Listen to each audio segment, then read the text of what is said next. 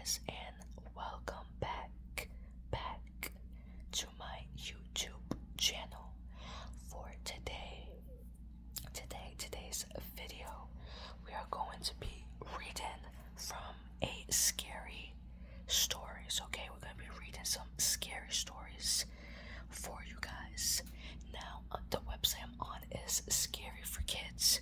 Now, a little thing about me is I've actually used to go on this website. I'm surprised it's still up. I'm surprised this is still a thing. Now today I'm going to be reading some Halloween stories. Of course, it is still summer, right? It's not fall yet. But I think we have like a couple more months and then summer is over. So yeah, we're going to be reading some scary stories for you to help you guys sleep. And of course, I am going to be chewing my double bubble gum. Now I am thinking about switching this one out. So just bear with me. I am thinking about it. I just bought like a large bag of this one.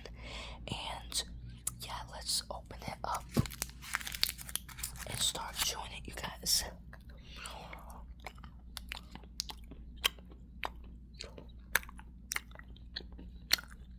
Alright, you guys, so I guess we can read Tap Tap. That's going to be the story for today. It's called Tap Tap. Now this is a 2011. It's a 6-minute read. And this was October 4th, 2011. Now, they said Tap Tap is a scary Halloween story about a group of school children, a secret knock, and a crazy murderer on the loose. Whoa. I will tell you a story about something terrible that happened on Halloween. The story is true.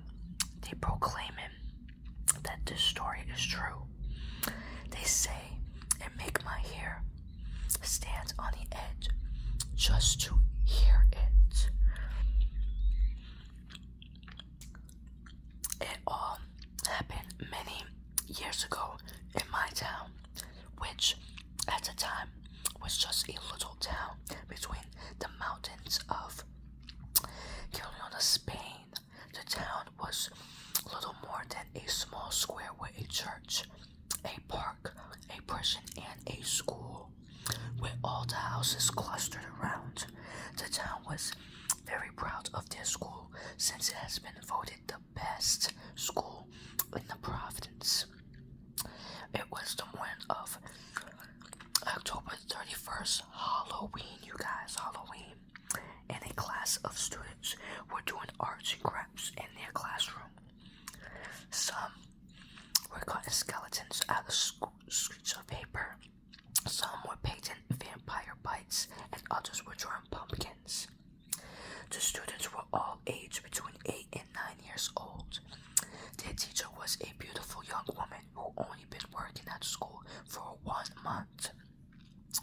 While the children were having fun preparing the Halloween decorations, the teacher turned the radio to listen to the weather forecast. She was planning to organize an outdoor Halloween party for the kids later that day, and wanted to be sure it wouldn't rain. Suddenly, this weather forecast was interrupted by a news bulletin. This is an important announcement. A convicted murderer has escaped from the local prison and is on the loose. He is described as armed and very dangerous. Please do not attempt to approach him. The police will. You guys. The teacher rushed across the room, switched off the radio. She did not come to alarm the children, but it was too late. The children had all heard the broadcast and were very frightened by the news.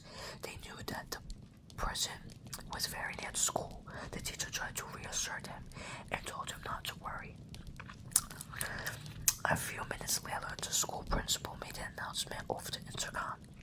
Attention all teachers, we have informed that the police are dealing with a very serious situation that is occurring right now in the town. All teachers are advised to lock the doors, windows of their classrooms until the police get this situation under control.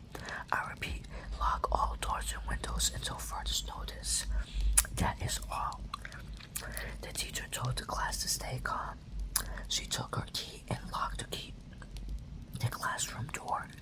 Then she went around and closed every window, making sure they were secure and nobody could get in. One little girl raised her hand and asked if she could go to the bathroom. The teacher didn't want to let her go, but the girl insisted. The teacher finally relented and gave her permission to go to the toilet. After all, it was unlikely that the murder could come to the school. She told the girl that she could came back. She would have to give a secret knock at the classroom door. Then they would know that it was her and they would let her back in. The code was 3 taps and 2 scratches. Tap, tap, scratch, scratch. The girl left to the bathroom and the teacher locked the door behind her. To take the students' minds off the scary situation, she started to tell stories. After 20 minutes passed and the girl has not yet returned, the teacher began to get worried. What's taking her so long? She worried out loud. Suddenly they heard footsteps in the corridor. Everybody in the classroom froze. Then they heard a knock at the door. Tap, tap, scratch, scratch. She's back, sighed the teacher relief. She walked over, took out her key. What if it's not her? Asked one little boy who was shivering with fright. The teacher hesitated. Her key inches back from the lock. Again, they heard a knock at the door. Tap, tap, scratch, scratch. It must be her, said the teacher. She put the key in the door and unlocked it. Suddenly, the classroom door burst open and a tall man was standing there. In his right hand, he was holding a knife, and in his left hand, he was holding the little girl's head. Wow. And you guys, so the next story is called Cell Phone. Now, this was September 20th, 2016. Also, sorry if the camera keeps cutting out. I'll make sure this one's finished. Now, the story is 2 minutes read. Now, this is a horror story about a woman who notices something disturbing on her mobile, which is her phone, after she allows her young son to play with it. So there was a woman who had a 6-year-old son. One day, she brought a new mobile phone. When she came home from work, she started cooking dinner and left her phone down on the kitchen table. Her son came into the kitchen and saw the phone. He asked his mom if he could play with it. She told him that he could, as long as he did not call anyone or delete any text messages. Of course, the boy agreed and went off to his bedroom to play with the phone. Around 10 p.m. that night, she went upstairs to tuck her son and found him fast asleep on his bed. The new cell phone was lying on the ground beside the bed.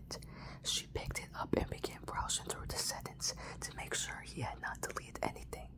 She noted some minor changes. He had changed the theme, the background, and had given her a new ringtone. She noticed that he had taken some pictures with the cell phone. She opened the images folder and browsed through them. How cute, she thought. He had been taking pictures of himself. Then she came across the last photo in the folder. When she saw it, she couldn't believe it. There, her eyes playing tricks on her. It was a photograph of her son laying on her bed, but the disturbing thing was that was lurking on the left corner of the picture. Bro, what? Is this even real? Or was this her?